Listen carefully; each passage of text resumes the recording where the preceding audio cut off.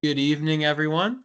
Hope everyone's been able to join us. Thanks for taking time out of your day in between meetings or at lunch break for our listeners on the West Coast. I'd like to take the time right now to introduce our speaker. Roham Akbarian is a tunneling engineer with Arup. He has worked as a property protection engineer on major infrastructure projects in Canada and the US. With a background in underground engineering, he holds a master's in civil engineering from McMaster University, where his research focused on risk management and urban underground construction. Roham also earned a master's degree in civil engineering for risk mitigation from the Polytechnic University of Milan, where his research centered on geotechnical risk assessment. Roham's expertise includes tunnel-induced impact assessment, settlement analysis, numerical modeling, probabilistic risk assessment, reliability analysis, and the use of digital techniques in underground engineering. He has published numerous articles on these topics at various international conferences, and we're very excited that he's taken time out of his busy schedule to be with us here today. Thanks, Roham. Do you want to tell it? It looks like we got most of the people in the group now, so I'm sure a few stragglers will join us. But do you want to give us the abstract view of what you're going to be telling us about today? Yeah, for sure. Thanks, Graham, and hello everyone. Thanks for joining us today. As you said, as part of our Tunneling 101 series, we're going to have an intro course or intro session on the excavation-induced settlement and impact assessment analysis, which is going to be mainly around the background and fundamentals of settlement analysis and impact assessment analysis for buildings, utilities, and tracks. I'll touch slightly on building damage assessment, utility damage assessment, track damage assessment analysis, as well as I'll briefly mention about probabilistic risk assessment, mitigation measures, instrumentation monitoring, and at the end I'll talk about like conclusions and overall future trend of the topic. So with that, Graham, I'll assume we can kick off. So as I said, this is going to be an introduction to settlement analysis and impact assessment. The importance of this study, as you can see, is that this scope of work is actually pretty key for tunneling projects, specifically in urban areas, due to the risk of damage to public and private assets, and sometimes, unfortunately, fatalities. This is what I'm going to talk about in this presentation in detail. So first, I'm going to talk about the definition of the problem, the basics of the settlement analysis, some parameters, origin of the settlement and the problem with that, settlement types, methods of analysis, impact assessment workflow. I'm going to talk about that one. Impact assessment for different types of structures, settlement risk mitigation assessment, mitigation strategies, instrumentation monitoring, inspection, and conclusions. As you probably have noticed, the talk is going to be heavy on design part, with some good number of equations and visuals and stuff like that. But I'll try to make everything as simple as possible, and hopefully at the end everything should make sense. Regarding the case study that I'm going to present here, they're going to be all mainly from real projects, but those have been embedded in my presentation throughout my presentation. So there's not going to be any specific case study section on this presentation. Also to mention that what I'm presenting here can be considered as like good in industry practice, but in no way or form this is like a guideline, official guideline from TAC on how to do impact assessment analysis or settlement analysis in general. So let's start with the definition of the problem. So if you're tunneling on a ground that there is nothing above on the surface, or if you have greenfield, then if you have a tunnel coming below it as a TBM, it's going to be the ground is going to settle, and I'm going to tell you why that's happening. But for now, let's assume that that's the scenario. So the ground is going to settle, and that's what is called a greenfield settlement because there's nothing on top of on the surface. Since we do not have any assets on the surface, as long as the tunnel is stable and the face is stable and the tunneling, the performance is good, we are good. But when we are tunneling in urbanized area, that's almost never the case. We have multiple types of structures and infrastructures around us that they actually change the ground performance and the ground behavior due to the tunneling. And each of them, depending on their type, depending on their characteristics, they have different vulnerability with respect to settlement. Some of them are more sensitive, some of them are less sensitive and stiffer. So each of them needs to be dealt with in a separate and different way. So of the different structures that you're seeing in here, like high-rise buildings, low-rise buildings, telecommunication towers, highways, bridges, tracks, some of those are going to be covered, as well as the utilities that you're seeing here. Those are going to be covered in this presentation. But as you have noticed, this is a vast area of it's a vast topic, so we won't be able to actually cover everything in this presentation. The focus of the talk, if I'm just going to make a few bullet points of like what's going to be mainly discussed in this presentation. For the method of excavation, the geometry of the excavation, and the type of settlement, these are the key inputs that, or the key prerequisite that's going to change the assumptions and the whole background analysis behind the settlement analysis. So I just wanted to make it clear at first that what we're going to discuss here is going to be mainly about bore tunnels, mainly the tunnels that we do using tunnel boring machines, for which the geometry of the tunnel is almost always circular. And we're talking about the immediate settlement. By that, I mean the immediate settlement coming from the tunneling. Not any sort of delayed settlement that can be caused by the tunneling, like consolidation or creep. Those are not going to be discussed in this presentation. And the reason that this has been chosen is because this type of tunneling, this method of tunneling, is more common for urbanized tunneling.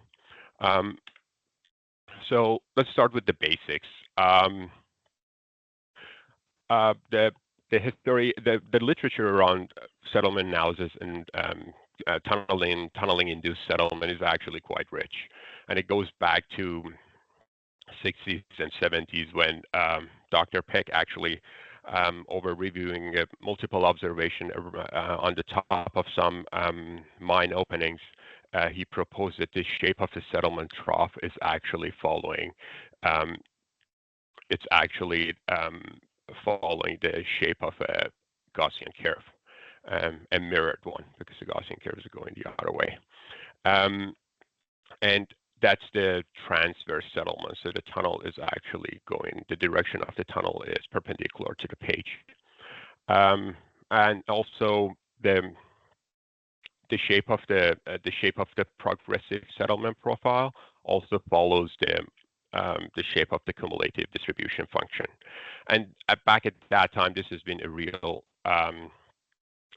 like a major game changer in understanding the behavior of the ground and how we can actually evaluate the impact to the existing structures or infrastructure around the tunnel and the tunneling project. Later on, this has been other scientists or researchers in the area and engineers have formulated this, and have formulated and proposed different formulations for the settlement, for the shape of the settlement and the trough. And they've come up with there are multiple forms of this settlement formulation, but one of the major and famous one is from Aurelian New, which is on the screen at the moment.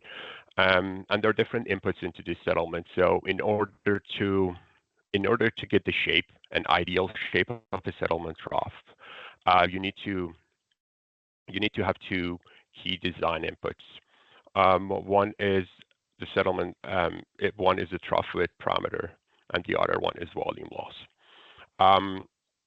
The other major finding from that study was that if the shape of the settlement trough following a normal distribution curve, then we know that 99.99% of the data sits below 6th I of a normal distribution function. That means if you want to know your zone of influence, ideally it has to be 3 times your trough width parameters from your tunnel center line, because the tunnel center line is where your max settlement is happening.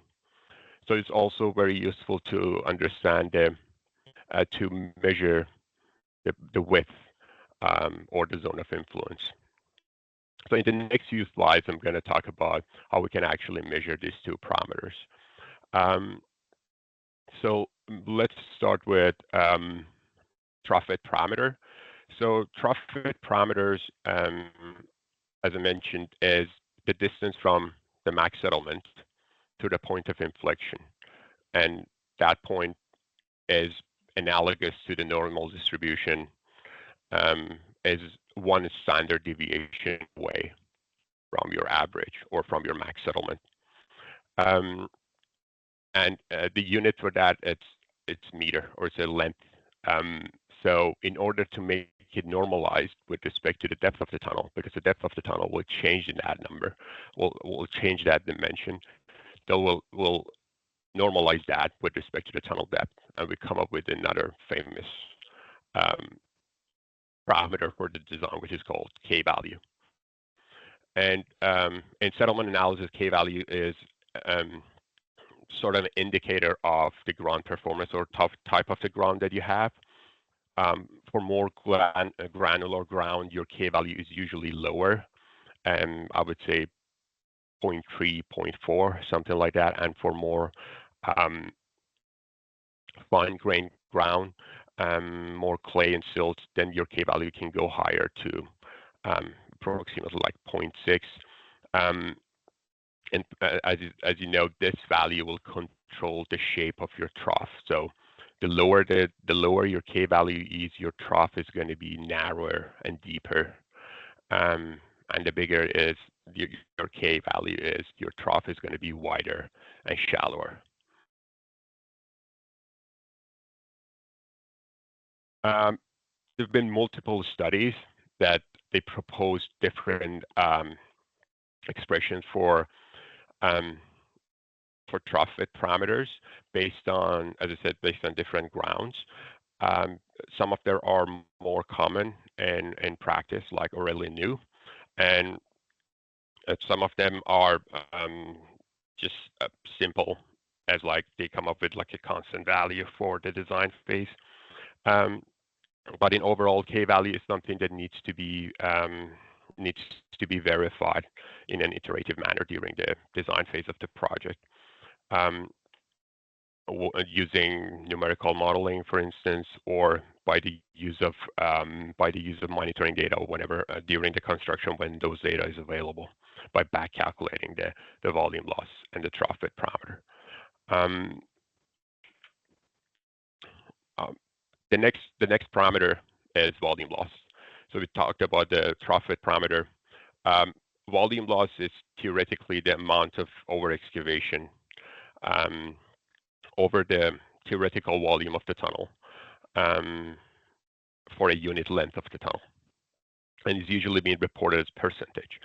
And we know that no tunneling project is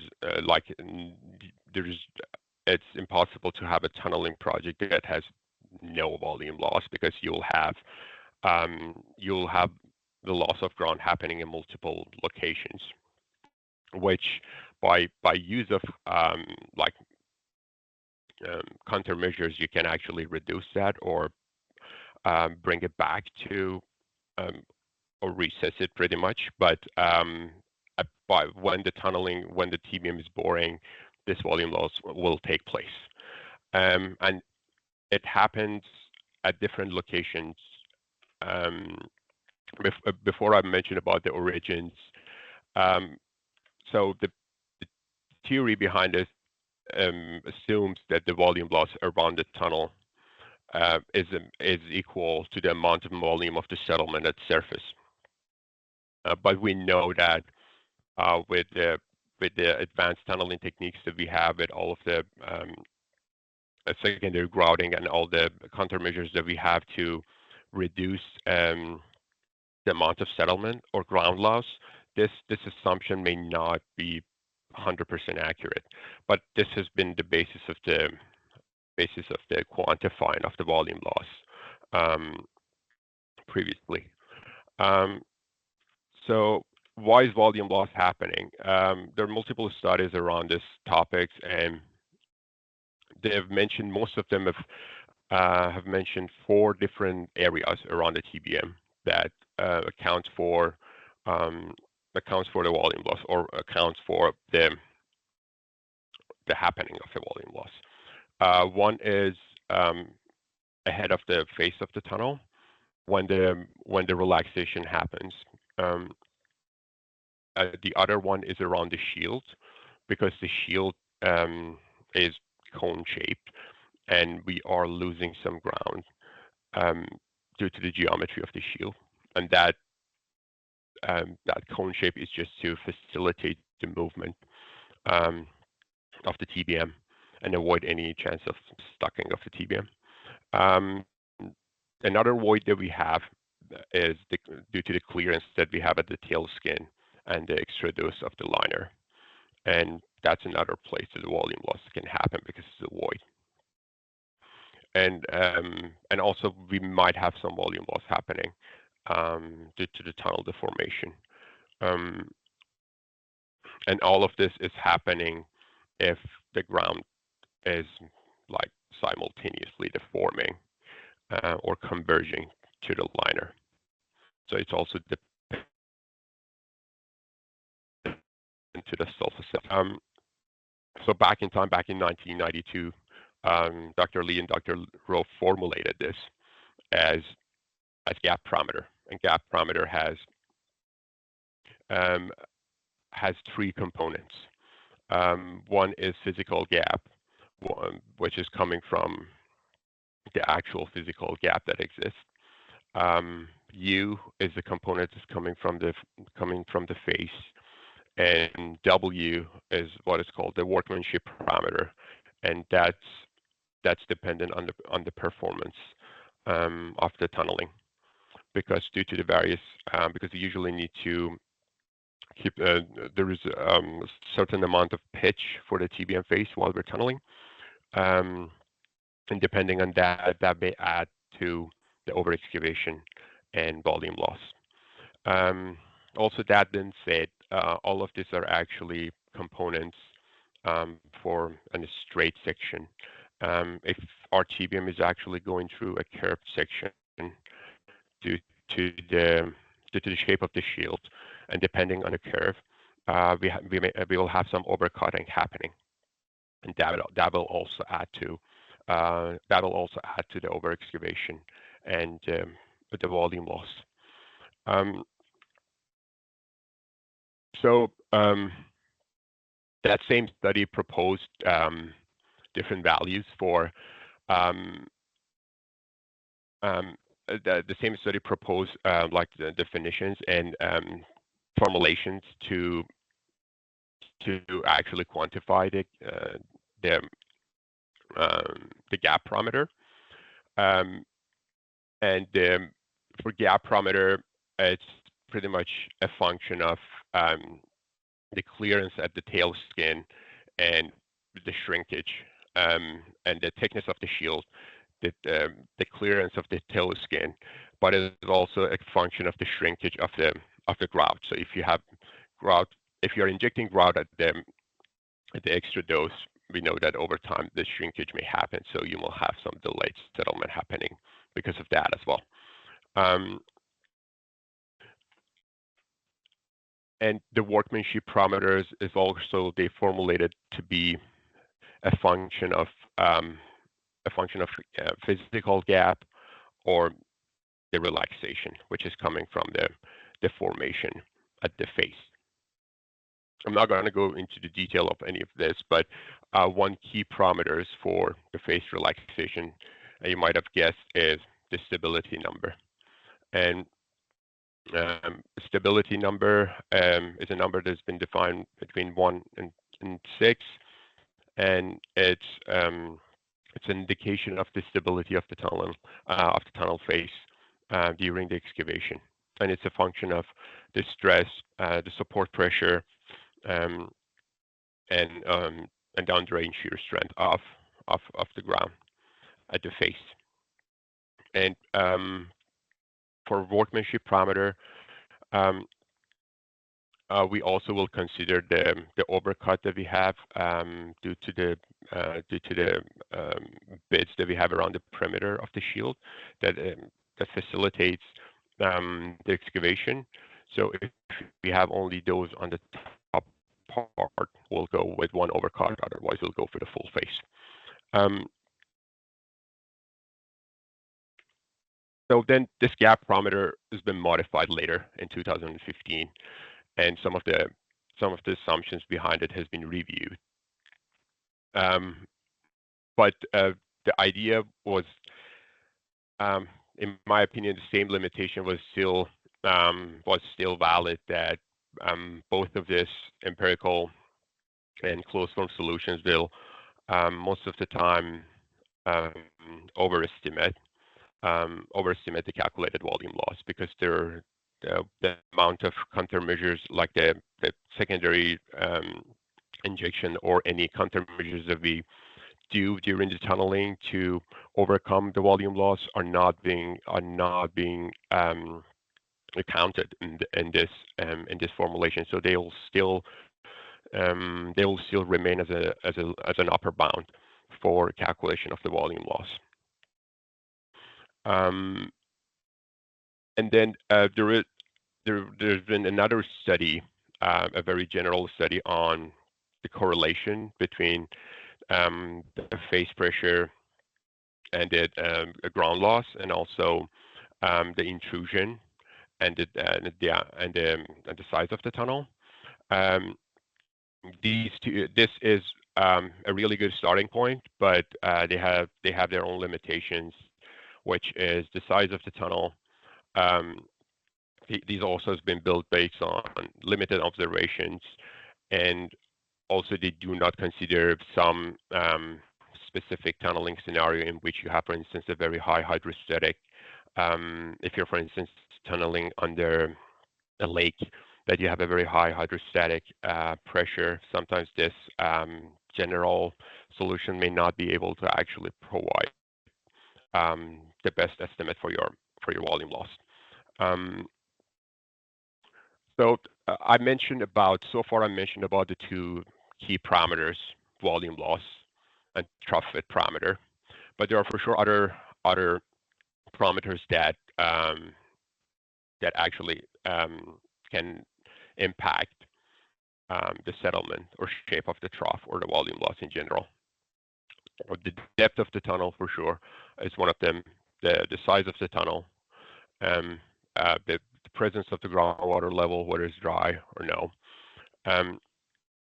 and for instance, the depth of the cover, you can see on this graph on the left that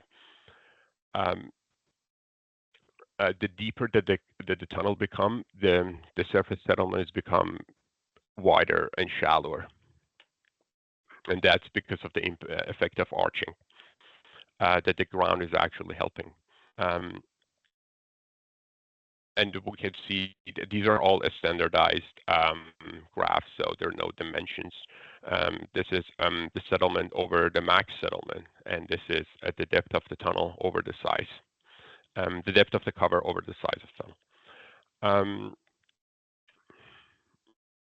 So I've just so far all I've talked about was formulas and expressions and parameters that have been used in design. But how's that going to help us with the impact assessment analysis? So impact assessment analysis, in my opinion, it's a multi-level practice, and each practice has its own benefits and has its own importance for a complete and successful impact assessment. So level 0 is the level that we collect the information, as much as information as we can. We review the technical requirements and the project requirements. We review the existing information of the building, utilities, assets. We develop an understanding about the tunneling condition, geotechnical data, and we also, to me, one very important point in this stage is to, at the very stage, to start the engagement with third-party owners or the asset owners that the project has an interface with. And that conversation, communication at the start of the project would help a lot during the course of the project as we communicate the information and the data and the inputs that we need to do to perform the impact assessment analysis. After we develop that database and have all the inputs which most of the time we cannot have all the inputs that we need, so we need to go with assumptions, but as much as input that we can have at that level of analysis, at that level of design. Then we develop the zone of influence, the settlement contours, and overall generic impact assessment to see where we are with the overall performance of the tunnel, with some assumptions about like volume loss and but for instance the alignment and the size and everything, those are before detailed design, they're usually set always. So the main unknown most of the time remains volume loss will remain the most unknown. And then after we generate the settlement contours, what we do is that we perform the level 1 impact assessment analysis, which is use the closed form solutions to flag and filter the assets based on their vulnerabilities and based on their the type and age, and we categorize them based on the types and limit of movements and their characteristics, and then we evaluate them against their limit of movement. And then if we need that for instance, for major structures or for vulnerable assets, or for significant for historical buildings or any sort of sensitive structure, we'll bring them to level 2, as well as those assets that we flag in level 1 that requires to go to level 2. That means that they are above a certain threshold that we define in our workflow that they need to go to another level of analysis. Level 2 analysis is usually it's being conducted on a fewer number of utilities, just to make sure that the assumptions are correct, and the overall evaluation of the movement and structural behavior and all of that is realistic. And usually this level we perform a high level of analysis. For instance, we conduct numerical modelings, either 2D or 3D. We use advanced geotechnical parameters, and in order to be able to have a more realistic model of the situation and of the structural behavior.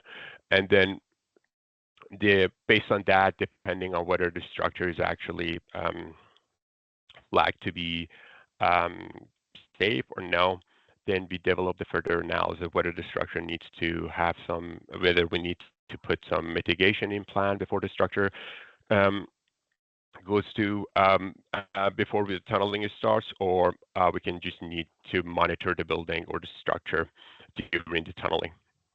And one last section, the one last level, which is probably the most important one, is that we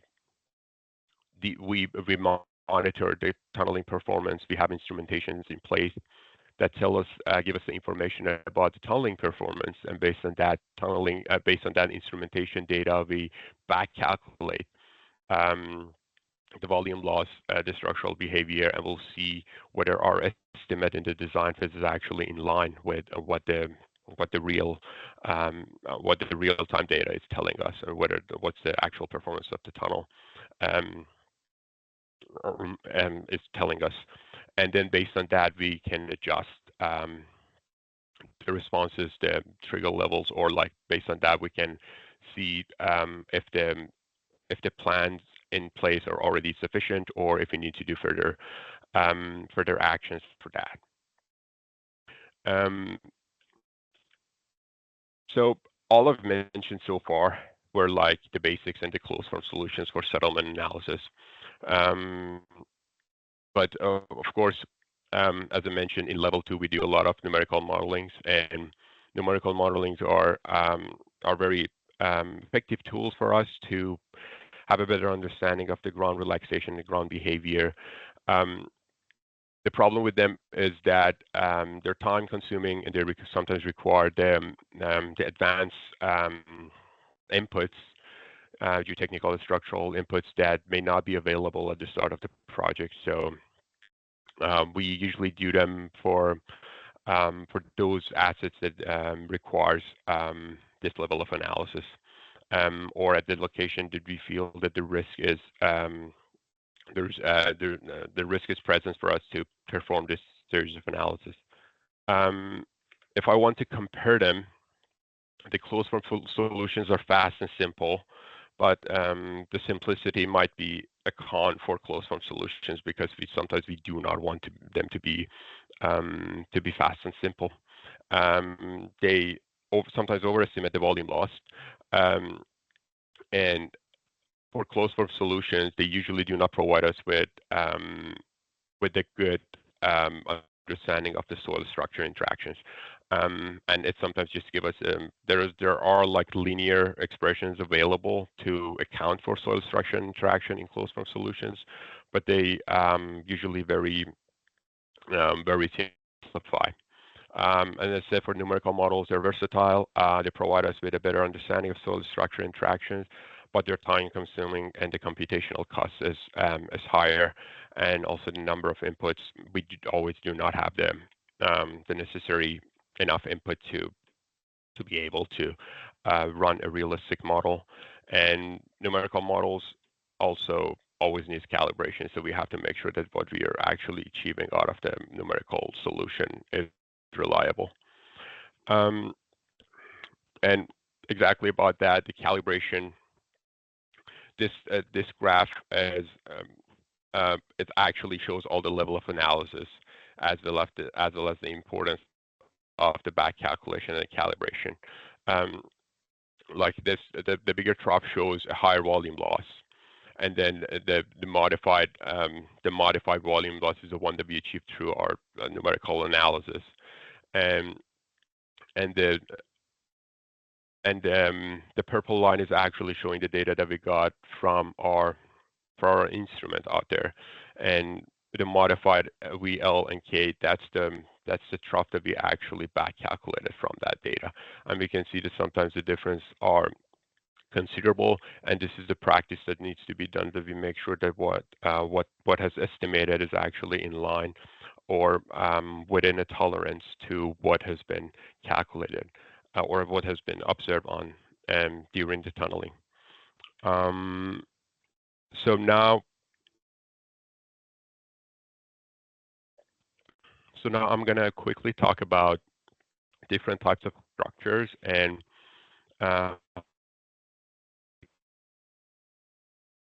do the structures. I'll start with buildings, and for buildings, the main category is based off the foundation types. For shallow foundations, the shallow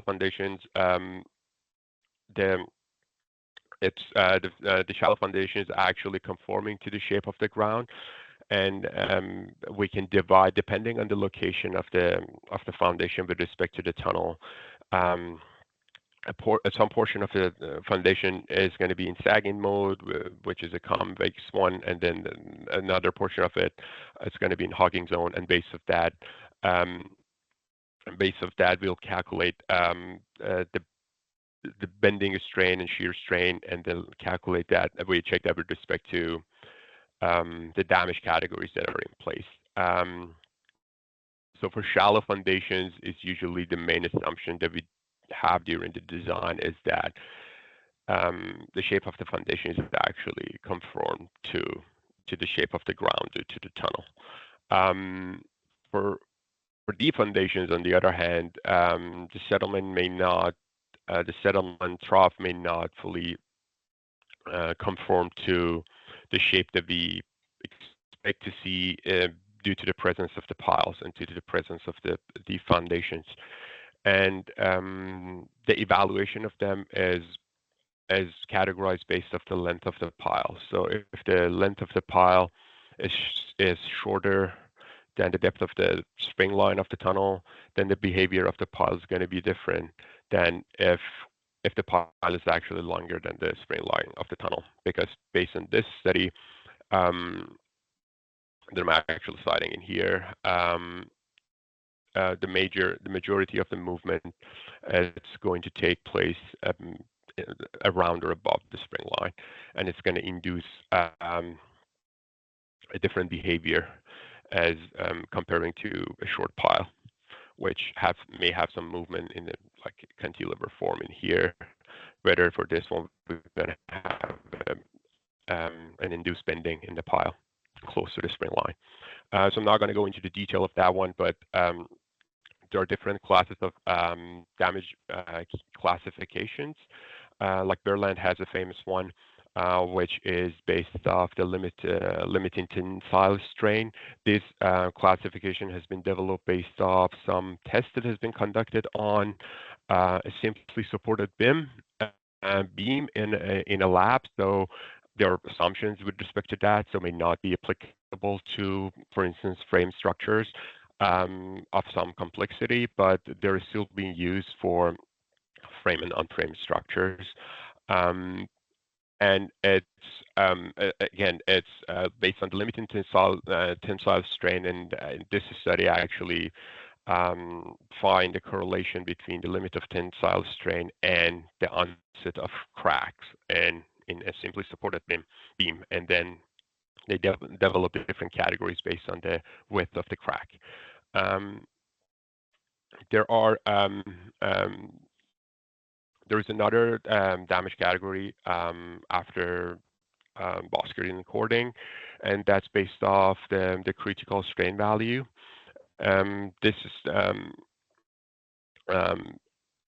This damage classification is a little bit it's slightly more complex than the previous one, is because it's based off the critical strain, and it considered the angular distortion and the tilt in the building. And this is also another damage category that is being used in the practice.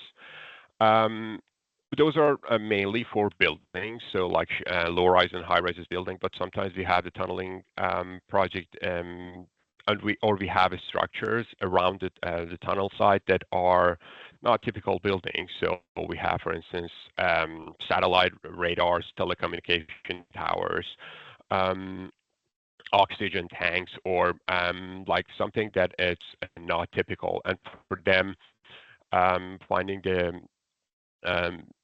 the allowable limits is sometimes a tedious task. So you have to make sure that you perform the analysis and you consult the literature to make sure if there's anything available.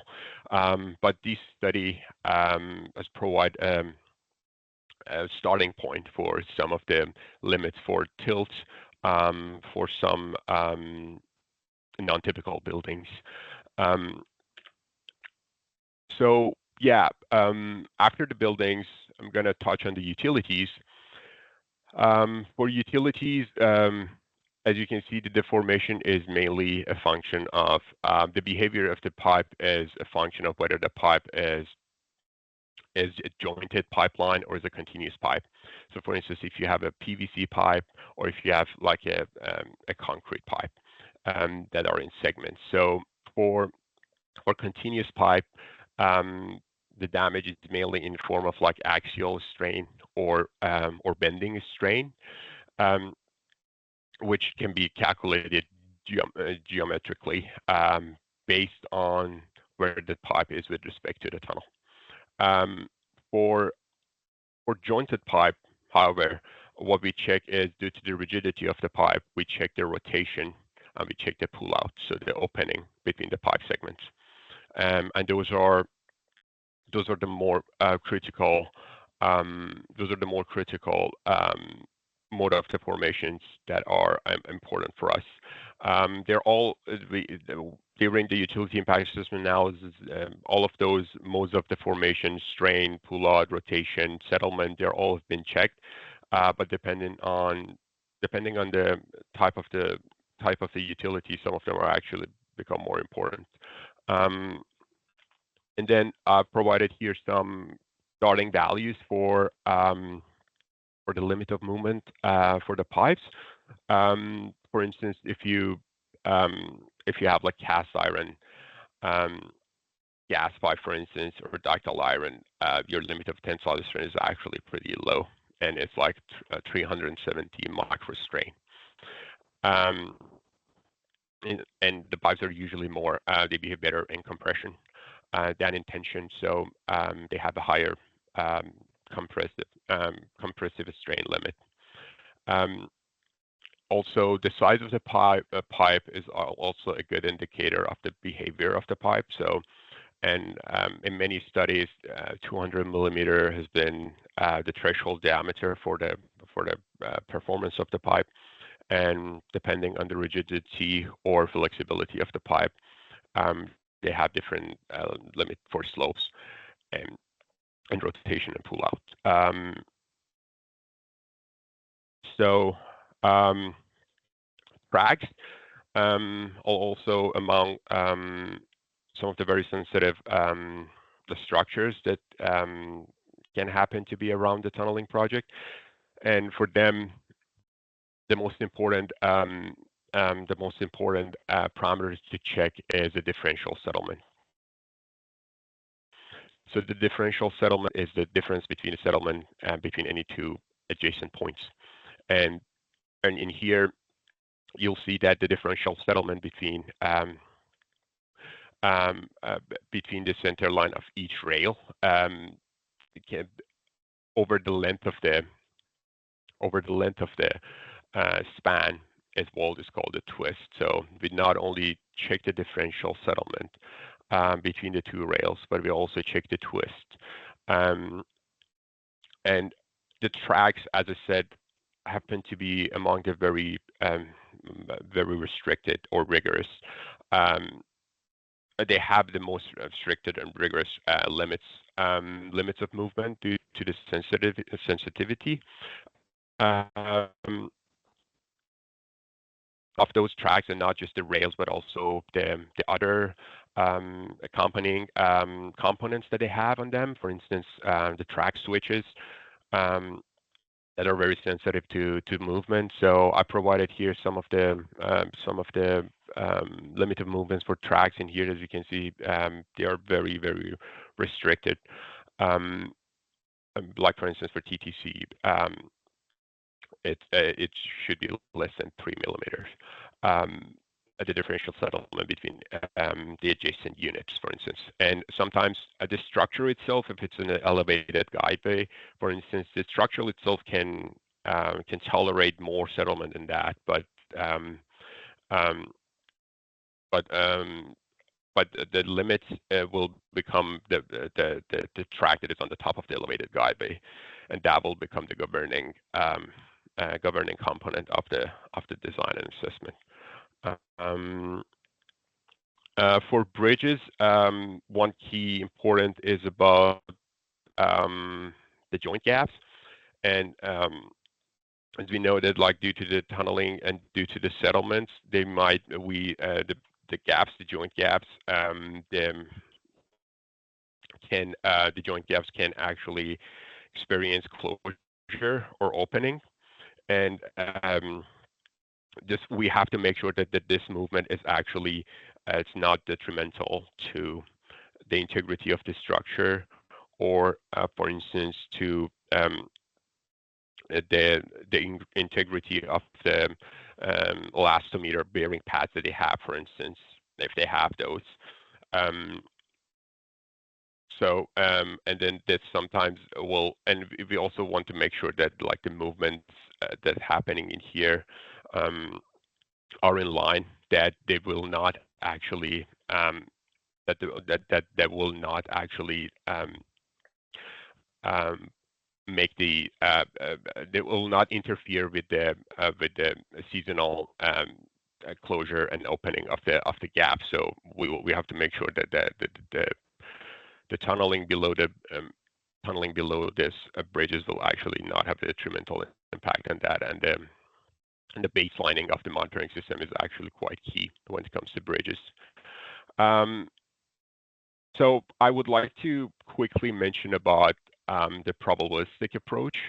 So all I've mentioned here so far was about the deterministic approach, and deterministic approach is a one-to-one approach. So we have one input for volume loss and one input for trough parameter, and based on that we get an the output value for instance, for the limit for the pipe settlement or the pipe pull out. So the decision-making process is going to be based on one single value. But in the probabilistic approach, rather than using one single input, we use random variables. So for instance, our volume loss is not going to be one value; it's going to be a random variable.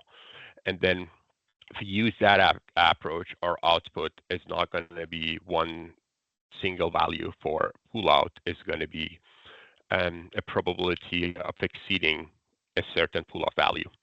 And like between those two, the amount of information that you're communicating with the decision maker is different.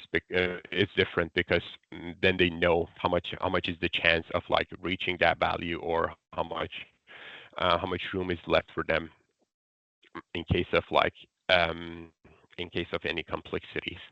Um, and for probabilistic approach, we need to define the limited state functions, and the limited state design which we use right now as like, for instance, load resistance factor design is all coming from the probabilistic approach, and the factors that we use for loads and resistance are all coming from the probabilistic approach.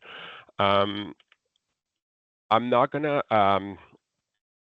spend too much time on this. This is just a graphical representation of what I just mentioned about the probabilistic approach, that rather than having one input, you can have you can have random variables. And by defining the limited state function, you can actually calculate the probability of exceeding a certain limit, rather than just calculating a deterministic and absolute value for your pull out or settlement or rotation.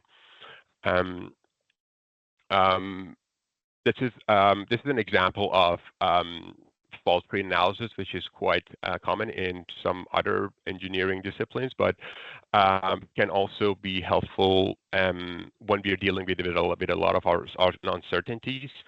And I'm not going to go into the details, but this is a tool that we can use to actually calculate the probability of ground exceedance based on the probability of the base events. And it's a bottom-up calculation based on the probability that you have at the bottom. You'll calculate the probability of the ground subsidence on the top, and this will help with the calculations. This will help with calculating the risk of the settlement. And at the end, I'm just going to touch on some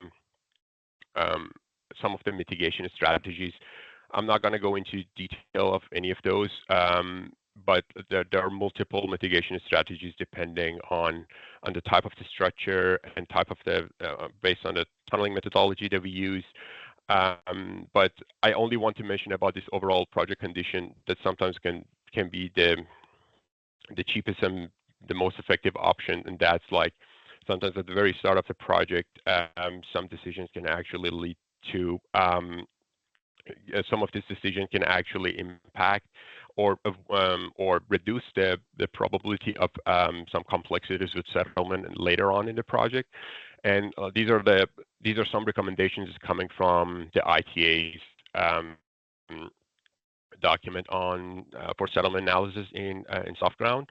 And it's that it's favorable to always have a larger depth of tunnel at depth of cover, and to avoid, for instance, the mixed phase condition, or to have smaller cross sections if possible, and to limit the number of curves in the tunnel. But as we know, that tunneling in urbanized area will not always give us all of these options. We have options of ground improvement. As I said, each of these can be their own presentation, so I'm just going to name them in here. Structural improvement. So we can say that we can, as I mentioned there, the mitigation strategies can be preventive or remedial. So, for instance, you can reinforce the foundation of the structure. You can use a stiffener and frames and braces before the start of the tunneling, or sometimes you can do, for instance, a ground condition. After that happens, you can do, for instance, compensation grouting to actually bring the structure to balance if there is any if there's any differential settlement that has taken place.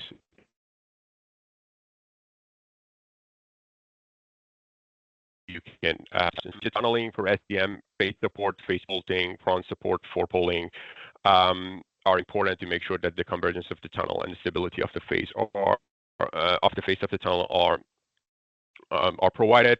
For the shield tunnel, face control, bentonite injection through the shield, and backfilling are important to make sure that all the voids that we are creating by driving the TBM is actually being filled, and we're reducing the potential volume loss. And yeah, for instrumentations is also pretty key, because instrumentation is how we actually can see the actual performance during the tunneling and the actual behavior of the ground, so we can actually calibrate and back calculate our key parameters, and we can verify our design and our assessment based on the information that we are getting from the site. And there are multiple different instruments that are manufactured for different purposes, for calculating for measuring the absolute settlement or differential settlement or tilt or joint closure, and they have different accuracy and precision and all of those things. I'm not going to touch on those, but they are an essential component to close the loop of a successful impact assessment analysis. Inspections, pre and post construction inspection, are important to make sure that to check the integrity of the structure before and after. And data management and communication, how we want to actually share our finding and the risk with the owners and with the parties involved in the project, and having a good data management system would help us a lot with to achieve this goal at a reliable place where we have actually all the design information, all the as-built data, all the assessment, and in a way that we can actually be clearly communicated with the client, would be key in effective communication and project management in general. And last but not least, I just want to mention about what we discussed in here, which was about the impact assessment is an essential component for any tunneling project in urbanized area. It's It's a multi-level assessment approach, as I mentioned about the different levels. And the risk communication and engagement with third-party owners are key for successful impact assessment analysis. As we are doing, as our design is going more towards the data-driven design, and we having all of these data is coming from different sources, we want to make sure that we have the tools to facilitate the data acquisition to reduce the uncertainties and provide more realistic solutions. And with that, I would like to mention about the references and open it up for any questions.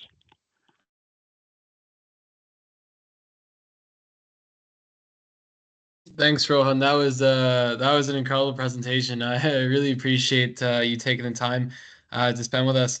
We got time for probably one question, although I'm sure as Rohan's contact information is up there on the screen, if you'd like to ask him a question, you might need to send it. So I'll pick one. I know some people might need to hop off, so I'm gonna get our shameless plug in for scholarships before everyone takes off. That March 14th, I believe, or middle March. The date is on TAC Young or the Tunnel Association of Canada website. If you're interested in scholarships as a graduate or undergraduate student, please submit your application. Keep that on your radar for the next coming weeks.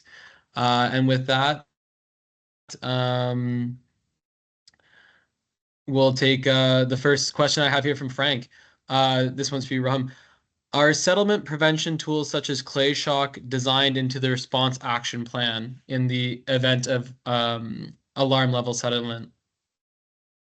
Yeah, I think in the response action plan, I think the use of those mitigation strategies are definitely mentioned and included in the design, but the extent of the design and like the actual specification about like how we do that, I think that would come a little bit later in the design, if I'm not mistaken. But yeah, the design actually for phase pressure for phase control, they usually talk about the use of clay shock. Interesting. And because that was a quick one, we'll go for one more. This one comes from Iman. Are the volume loss calculated during construction based on monitoring instrumentation? And does this become public data for public projects? If not, what is your take on making these reports public to be able to compare to calculated and imperial equations with numerical models? So if I understood that question correctly, is whether the data that we receive, or like whether the calculations or the findings out of the instrumentation monitoring, whether is that going to be public or no. That's usually not something that the designer has a saying on it. I would say it's usually within the scope of the project and what the owner wants to make public. There are some projects, for instance, in Europe that they have websites like Crossrail, for instance, is a good example. They have a legacy website in which they provide, I would say they make public as much as they could about all the reports and analysis and what they've done and what they've achieved and what they have reported. And those are like, that one is actually a really good example to check what's available, like what are how you can compare the real project data versus your design assumptions. But I would say those aren't always available for public. But for the designer, I would say it's essential to make sure that they receive that data and they do the back calculation to make sure that what they've seen is in line with what they've designed. Understood. All right. Well, that brings us right on the dot, 10 o'clock to, 10 o'clock my time. It brings us right to the end of the hour. I think we all appreciate when a meeting finishes on time. So thank you everyone for joining. Thank you for the excellent questions. And if we didn't get to your question, please drop Rohem a line. Great guy. I'm sure he's happy to answer your questions. With that, thank you everyone. And Adina, if you could take us off of the live mode. Perfect.